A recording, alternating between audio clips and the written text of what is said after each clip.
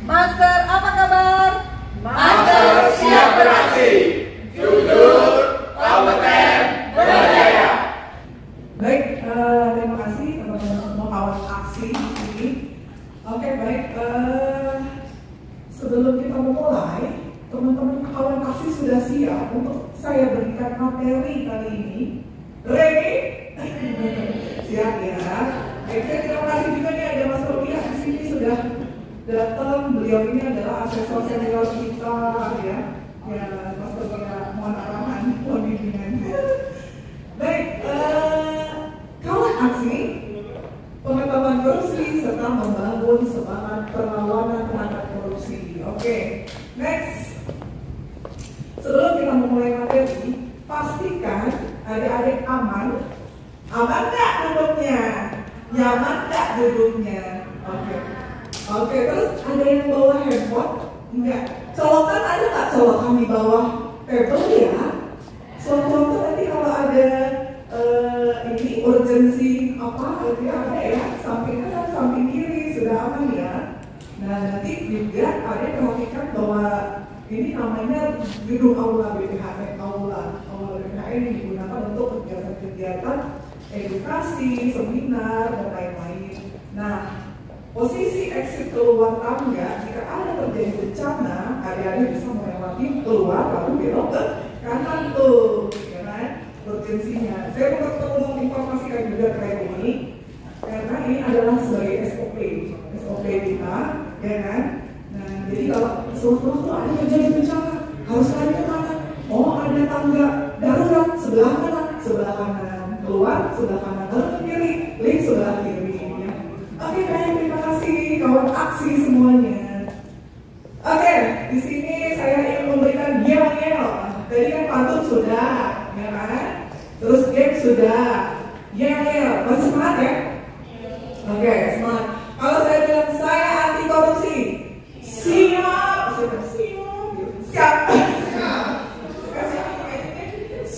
kayak polisi, siap, gitu ya. Terus kalau saya bilang saya mendukung KPK, mantap. Terus kan kedua yang terakhir ketiga saya mahasiswa berintegritas. Oke ya, siap? Ready? Selanjutnya saya anti korupsi. Saya mendukung KPK. Saya mahasiswa berintegritas. Makan buat kita semua. Next. Baik, tadi teman-teman master-master yang sebelumnya sudah menjelaskan terkait dengan materi, ada terkait dengan dampak, ada terkait dengan indeks penilaian, indeks anti korupsi. Lalu kemudian saya akan membahas terkait dengan strategi. Next. Nah, sebelumnya perkenalkan mungkin teman-teman Pusbud ya, kawan aksi ada di Pusbud ya sudah kenal aku juga. Teman-teman yang belum kenal, perkenalkan nama saya Asya Budiarti, jabatan penyuluh ahli muda. Lebih aja doakan teman-teman kawan aksi ya. Dan ini sosial media kalau tengok sharing budaya hukum boleh, ada channelnya tapi belum aktif nih, masih vakum ya. Next. Oke, ice breaking lagi. Oke, ice breaking pagi, siang, dan malam, tepuk setengah. Akhirnya, kenapa? Alasannya kenapa malam tuh nggak boleh tepuk? Hah? Ganggu? Ya, Oke. Siap. Aku bilang nanti ya. Nanti mungkin scriptnya aku cepetin dari pelan ke cepet. Selamat siang, pagi, malam, siang, pagi. Oke, tepuk tangan. Next. Apa tangan yang penting sudah fokus nih, ini melatih kefokusan kalian berarti. Jadi yang kamu sekali fokus semua kan, aman ya. Oke. Dasar hukum di sini terkait dengan undang-undang tentang tindak pidana korupsi, ada TAP MPR, mulai dari TAP MPR awalnya, ada undang-undangnya, Undang-Undang 28 penyelenggaraan negara. Dan ini nggak semua saya sebutkan di sini, yang poinnya adalah di Undang-Undang Nomor 20 Tahun 2001 tentang perubahan atas Undang-Undang Nomor 31 Tahun 1999 tentang pemberantasan tindak pidana korupsi. Next. Ciri-ciri seorang berintegritas, kepribadian utuh. Apa itu kepribadian utuh? Ada yang tahu nggak? Jadi dia tuh gini, kepribadian utuh, tindakan itu sesuai dengan pola pikir kita. Jadi maksudnya tuh gini, tindakan sama perbuatan tuh match. Enggak, tindakannya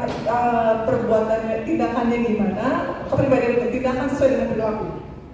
Perilakunya apa yang kita pokoknya utuh, apa yang kita pikirkan itu apa yang kita jalankan gitu. Tidak ada intervensi, tidak ada juga semacam kayak ketidakjujuran itu pun juga itu kan berarti kan tindakan kita nggak sesuai kan, perilaku kita juga nggak sesuai kan. Oke, next. Patuhnya terhadap kode belum before kelewatan. Next. Nah, yang nomor 2, patuhnya terhadap kode etik dalam kampus. Karena kawan aksi adalah mahasiswa, patuh terhadap kode etik. Kode etik di kampus kira-kira adik-adik apa aja sih kode etik yang boleh tahu? Misalnya contoh, rajin ke kampus ya kan, disiplin kan. Terus yang kedua, misalnya apa aja nih? Biasanya teman-teman dari coba sampling aja nih, majalah. Di kampus biasanya kedisiplinannya apa aja? Memakai pakaian yang rapi, tidak pakai celana yang robek-robek. Kalau tampang aman ya, nggak boleh ada yang ini harus. Ada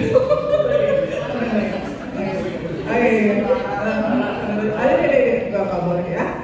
Next, ada. Nah ini di belakang ada nggak sih kode etik yang misalnya di kampus ditekankan menjadi ini acuan kita harus dilakukan gitu, apa deh? Kode etik untuk berbicara dengan dosen itu boleh kode etik enggak. Jadi itu 1 minggu nggak boleh dihubungi, ada jam-jam tertentu. Terus kode etik juga harus sama dosen sama mereka. Mungkin aku tuh juga harus karena ada dosen. Oke, makasih. Nikita, terima kasih banyak, tepuk tangan untuk Nikita ya. Jadi kode etik setiap kampus itu pasti ada, ya kan? Ada tujuannya apa tuh kode etik, ya kan? Itu untuk apa? Untuk melatih kedisiplinan juga, ya kan? Untuk juga supaya tidak mengantisipasi hal-hal yang tidak diinginkan, gitu ya. Lalu kemudian yang ketiga poinnya adalah tidak tergoda melakukan penyelewengan dengan wewenang yang dimiliki. Nah, ini mungkin lebih ke integritas juga. Next. Nilai integritas tadi sudah dijelaskan. Ada 9 nilai integritas. Apa tuh dibaca deh? Jumat bersepeda kakak. Nah, Jumat bersepeda kakak. Mandiri. Nah, sederhana, peduli. Tadi kita juga udah main games ya. Ya, kawan aksi tadi udah paham kan? Paling tidak itu 9 nilai integritas. Nah, ini poinnya disingkat akronimnya itu tadi. Jumat bersepeda kakak itu lebih praktis. Oke, next. Strategi, pemberantasan korupsi, pendidikan, anti-korupsi. Oke, yaitu strategi tadi ada yang sudah menjawab pretest sesuai nggak di antara Trisula ini? Siapa tadi yang menjawab Trisula? Terkait dengan adanya penindakan, pencegahan tadi memang nggak ada. Yang betul itu penindakan, tadi apa ya? Pencegahan masih ingat? Penindakan, pendidikan. Siapa tadi yang menjawab pencegahan? Bisa reasoning alasannya? Udah paham lupanya? Oke. Jadi pencegahan itu sendiri yaitu prevention, tindakan pencegahan prevention ya. Artinya apa di sini? Perbaikan sistem sehingga meminimalisir terjadinya tindak pidana korupsi sendiri. Antara di kampus sendiri, di sampingnya ada nggak sih kayak program-program khusus gitu ya untuk pencegahan anti korupsi? Ada nggak kegiatan-kegiatan kampus yang dilaksanakan edukasi terkait anti korupsi? Teman-teman ada kawan-kawan aksi gimana? Ada nggak kira-kira? Pernah ikutin nggak? Atau kerjasama mungkin untuk preventionnya? Nggak pernah. Di belakang ada belum? belum pernah terjadi ya. Boleh undang-undang kita ya. Oke, tepuk tangan buat kita semua nih. Oke, penindakan, sulap penindakan. Tadi kita loncat ke poin kedua karena tadi soal pretestnya adalah di poin, jawabannya di poin kedua ya, pencegahan ya. Pendidikan soal penindakan. Penindakan adalah strategi represif KPK dalam menyeret koruptor ke meja hijau. Nah, siapa yang menindak? Yang menindak adalah, ya ini kan kewenangan legitimasi pengadilan tipikor ya, pengadilan tipikor. Nah, di sini kewenangan tipikor, undang-undang tipikor. Nah, pendidikan kampanye dan edukasi untuk menyamakan pemahaman dan persepsi masyarakat tentang tindak pidana korupsi, bahwa korupsi berdampak buruk dan harus diperangi bersama. Pendidikan, edukasi. Ada nggak pendidikan misalnya pernah ikut terlibat nggak teman-teman kawan aksi di dalam pendidikan? Ya, waktu ini, oke ini, ya ini sangat-sangat berharga loh deh, ya kawan aksi semuanya. Kenapa? Ada yang mau curhat? Boleh? Gimana? Gimana? Ada masalah? Boleh cerita. Pendidikan pernah ikut nggak? Pendidikan ada kawan aksi kita dari kampus mana? Ya, Universitas Jember. Belum ada ya. Sejauh ini belum ada. Baru sejauh ini. Sejauh itu belum ada, baru sejauh ini. Baik. Kegiatan-kegiatan yang bisa kita lakukan. Nah, contohnya seperti yang kita lakukan hari ini merupakan kegiatan edukasi anti korupsi. Kemarin juga sudah mempelajari juga dengan materi-materi lain ya. Kemungkinan integritas juga sudah dapat materinya kan, adik-adik, teman-teman kawan aksi. Nah, saat ini saya membawakan materi terkait dengan strategi anti korupsi. Lalu kemudian tadi juga ada 4. Nah, itu merupakan ya akumulasi dari Trisula tadi. Poin sebagai acuan kita, fondasi kita. Next. Oke, langkah-langkah upaya penindakan KPK. Lalu kemudian tadi, ketika kita bicara poin penindakan, alurnya akan ada upaya-upaya yang akan diproses lebih jauh. Apa saja? Di sini adanya penanganan laporan pengaduan masyarakat. Perlu adanya outputnya adalah verifikasi, penelaahan. Lalu kemudian adanya penyelidikan, ya dari bidang ya dari tipikor sendiri pasti akan ada proses penyidikan itu pasti, penuntutan, pelaksanaan putusan pengadilan atau eksekusi. Next. Oke, upaya pencegahan ditujukan untuk mempersempit peluang terjadinya tindak pidana korupsi pada tata kepemerintahan dan masyarakat menyangkut pelayanan publik maupun penanganan perkara yang bersih dari korupsi. Upaya preventif. Kira-kira ada nggak ya ide-ide dari kawan aksi? Upaya apa sih kira-kira yang kita butuhkan di tingkatan internal kampus semisal gitu? Ada yang berani untuk sharing kira? Sebelah sini ada ini.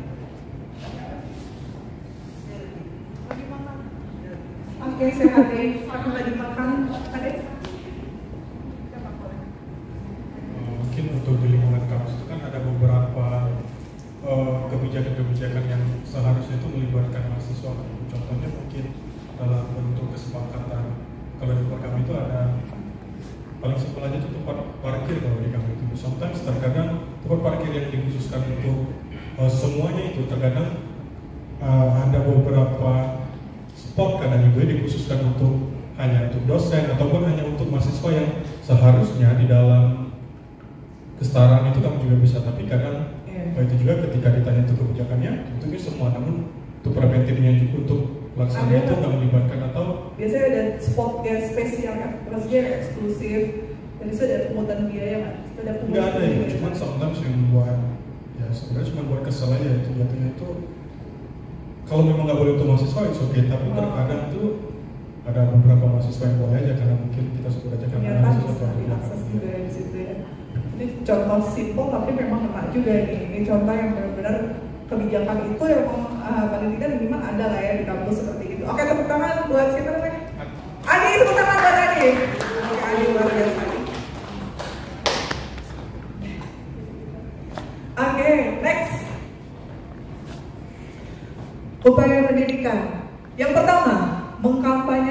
9 nilai integritas. Tadi sudah kita laksanakan, 9 nilai integritas sudah kita campaignkan. Nah, di kemudian hari saya harap, Master harap, Master,